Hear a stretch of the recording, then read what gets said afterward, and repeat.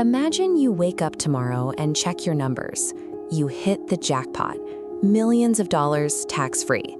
Now, imagine a parallel universe where tomorrow goes horribly wrong. You are in a severe car crash and you wake up paralyzed. Fast forward exactly 1 year in both of these scenarios. How do you feel? In 1978, a team of psychologists from Northwestern University and UMass decided to test this exact hypothetical.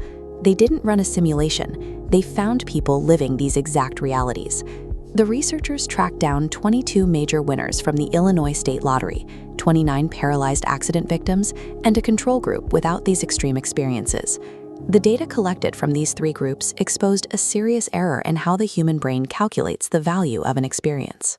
When asked to rate their general happiness on a scale from 1 to 5, the lottery winners scored a 4. The everyday control group scored a 3.8. Factoring in statistical margins, the millionaires reported being no happier than people who had never won a dime. This table shows the actual survey results. Looking at the present column, the paralyzed victims rated their happiness at 2.96. They were certainly less happy than the control group, but they remained well above the 2.5 neutral point. They were not completely devastated. How does the emotional gap between sudden, incredible wealth and sudden physical paralysis close so tightly? Researchers identified two distinct psychological forces. The first is contrast. When experiencing a massive peak event, your brain recalibrates its internal scale. A $1 million win establishes a new maximum. Suddenly, the smaller joys you relied on are dwarfed by this new standard. The researchers measured this effect directly by asking all three groups to rate how much they enjoyed mundane activities.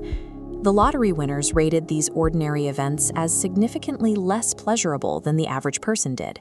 We are talking about basic routines: talking with a friend, watching television, getting a compliment, or just sitting down to eat breakfast. That ultimate high acts as an emotional parasite. The cash influx guarantees financial security, but it actively dulls the capacity to enjoy the quiet routines that make up the vast majority of human life. The second force pulling these two groups toward the middle is a process known as habituation. Over time, the thrill of winning wears off. The brain absorbs the new wealth, the nice house, and the lack of debt, and sets them as the new expected baseline. What was once extraordinary becomes the standard background noise of a Tuesday afternoon. This exact same mechanism operates in reverse for severe trauma. The initial shock of an accident is a massive negative spike, but eventually the brain works to absorb the new physical limitations into an updated baseline. This data highlights an intense biological resilience. We are built with an internal engine that aggressively familiarizes itself with extreme environments, including physical helplessness, to help us function. Interestingly, the study found a unique quirk in the paralyzed group. They exhibited a strong nostalgia effect, rating their pasts happier than the control group did. They heavily idealized their lives before the accident. The researchers noted that holding on to this idealized past serves as a psychological anchor, a protective buffer that actually helps stabilize their emotional baseline in the present. The brain is not optimized to maintain endless joy or sustain endless grief.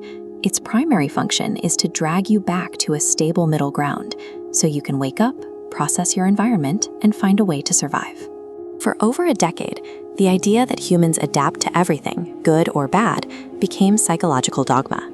Then, in 1991, a Dutch researcher published this paper, taking a hard look at the math behind the theory. Veenhoven started with the Easterlin paradox.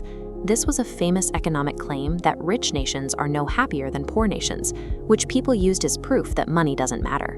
Veenhoven realized the claim was based on a statistical illusion. There is a clear, absolute correlation. People in wealthier nations report significantly higher levels of happiness. We do not just adapt to everything. Objective reality matters. Real-world adversity causes lasting unhappiness, and tangible improvements to our living conditions actually do make our lives better. To explain why we adapt to some things but not others, Veenhoven proposed a two-tiered theory of human processing. He argued that the brain draws a hard line between arbitrary standards and biological needs. Standards are socially constructed desires. They are the comparison points we invent based on our culture, like wanting a larger house, a specific job title, or a vintage Italian sports car. For these standards, the hedonic treadmill is absolutely real. If you buy the sports car, your brain will quickly adapt. The thrill will fade, and you will eventually want a faster one. Needs, however, are entirely different.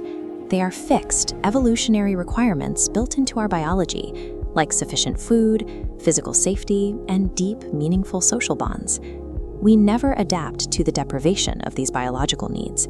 You do not get used to starvation, and you do not habituate to severe loneliness. The biological alarm bells for these deficits will ring continuously until they are resolved. While our cultural desires might be an endless, adaptable loop, our baseline capacity for human flourishing and suffering is firmly anchored in objective reality.